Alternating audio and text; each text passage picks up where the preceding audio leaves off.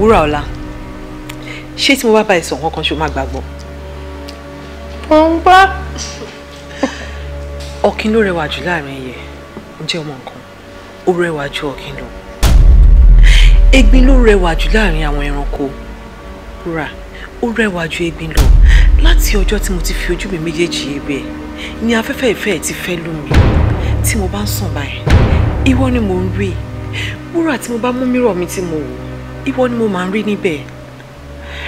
I love you so much. Ṣé o sí? Ẹ dúró, ṣé wàhálà wà bẹ́ẹ̀ ni? Mo náà lè mọ ọmọ lọlé. Ṣé ẹ fẹ́ ṣọlẹ́ ká tún jókòó tì ni? Ayọ̀ olóògùn gbẹ̀san. Èmi mẹ́, mo mọ̀ pé ò ní gbà, ó lágídí. Agídí tó ṣe ń jọ́ kìíní àná tí wọ́n yọ ẹsẹ̀. Wọ́n ní láti pẹ̀tà ti bí ọmọ wa.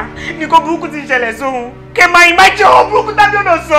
Èmi ni mo sọ̀rọ̀ burúkú lẹ́nu. Of course. Ṣé mo ti pẹ́? Aláṣiṣe ló máa ti ṣàrẹ̀. Ìgbà tí ẹ bá fẹ́ rude, lẹ máa nà lóyìnbó. Before you is an insult fún Rúwà. Ṣebí bàbá olówó ogbó tó ń ṣílẹ̀kùn fòlè tí mo sọ fún ẹ pé wọ́n wá sí skul wa, wọ́n fún wa lówó ìgbé ká fi ra mọ́tò fáwọn ọmọ skul ni. Àtìgbà yẹn mà lọ ti dọ̀rẹ́ kò rí kò sùn.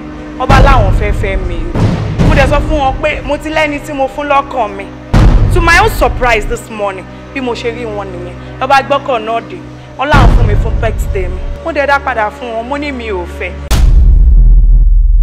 Tí o máa ṣe pé bóyá dọ́tà mi tó insist that we should come to this house. Ṣé o rò pé wọ́n kọ́ dédé mọ́mọ́ màmá àgbọ̀n bíbá yẹn? And it is true that you helped us. But at the same time, iye wa mi pé kó wá take advantage of wa, kó wá máa mú káàkiri, kó máa ṣe shopping. Ṣé mo rẹ́ iṣẹ́ pé kó ṣe shopping fún ni? Arábìnrin, jọ ẹrù tí o mọ̀ pé wàá lè gbé, tí wàá dì, tí wàá rù tọ́mọ̀ ò ní wù ẹ́ ní kò di o. Ẹ̀gbọ́n mi, ẹ ṣe má joyè àjàǹtálá tí ó gbọ́ tóbi. Nǹkan ṣe ẹ ni, irú ọ̀rọ̀ ló ń sọ yẹn, tálà jàǹtálá.